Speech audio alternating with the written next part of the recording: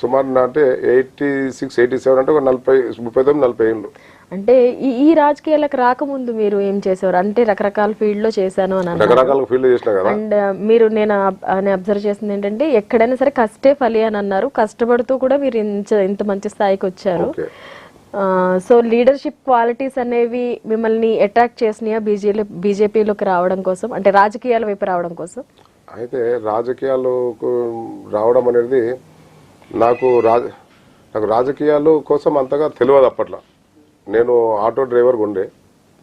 Auto డ్రైవర్గా ఉన్నప్పుడు ఆ రాజకీయాల కోసం నాకు తెలియదు కూడా, అసెంబ్లీ వాటి కోసం పట్టించుకోలేదు కూడా.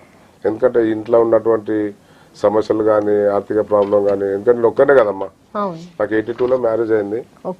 ఇక ఆర్థికంగా నేను ఒక్కనే చేసుకోవాలి. పెద్ద కుటుంబం కూడా మీది? పెద్ద కుటుంబము. అయితే ఇక దాంట్లో నేనే ఓన్ అనుకో. మా మదర్ ఫాదర్ కూడా, మా ఫాదర్ నేను చిన్నప్పుడు చనిపోయింది, మా మదర్ 82లోనే చనిపోయింది.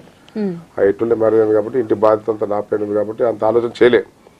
కాకపోతే నేను ఈ స్థాయికి వచ్చిందంటే కూడా బీజేపీలో అది బాలింగం అన్న గారు, తర్వాత డాక్టర్ నరసింహగౌడ్ అని వాళ్ళిద్దరిని అప్పుడు నేరమెట్లు ఏమంటారంటే, నేరడమెట్టు అటల్ బిహారీ వాజ్పేయి అద్వానీ అంటుండే వాళ్ళిద్దరిని. అంటే వాళ్ళిద్దరు అట్లా ఆ టైప్లో బీజేపీలో పనిచేసారు.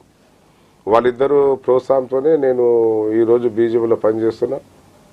వాళ్ళు తీసుకురావడం ఒక అయితే నాకు నచ్చి పని చేయడం అనేది ఇంకో టైప్ అయిపోయింది. ఓవరాల్ హైదరాబాద్ లో ఇప్పుడు రాబోతున్న ఎన్నికలకి